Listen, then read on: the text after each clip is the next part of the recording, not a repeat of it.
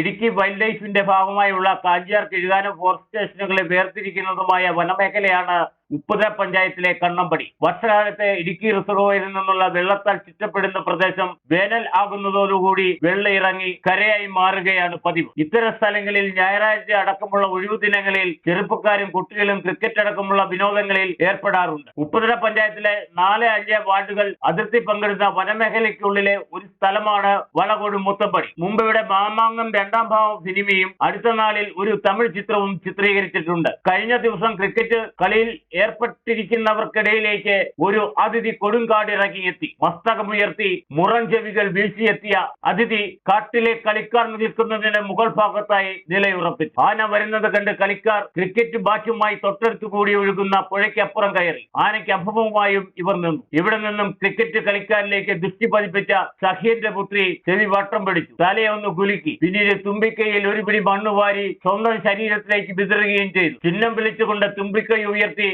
കളിക്ക് ആശംസ അറിയിക്കുന്ന തരത്തിൽ പ്രകടനം നടത്തുകയും അരുവിയിൽ നിന്നും വെള്ളം കുടിച്ച ശേഷം വനത്തിലേക്ക് തിരികെ പോവുകയും ചെയ്തു. കളിക്കാരായ ജോജി ജോസഫും ശരണും ചേർന്ന് ഈ ദൃശ്യങ്ങൾ മൊബൈലിൽ പകർത്തുകയും ചെയ്തിരുന്നു. ഈ വനമേഖലയിലെ ക്രിക്കറ്റ് തട്ടകത്തിൽ താരമായി മാറിയത് ഒരു കാട്ടാനയാണ്. ഇത് നയനമനോഹരമായ കാഴ്ചയുമായി മാറി. കാട്ടാനകൾ ധാരാളമായി വിഹരിക്കുന്ന പ്രദേശമാണെങ്കിലും കളിക്കാരും കാട്ടാനയും അഭിമുഖമാകുന്ന സംഭവം ഇതാദ്യമാണെന്നും ഇവിടുത്തുകാർ സാക്ഷ്യപ്പെടുത്തുന്നു. Idukki vision news.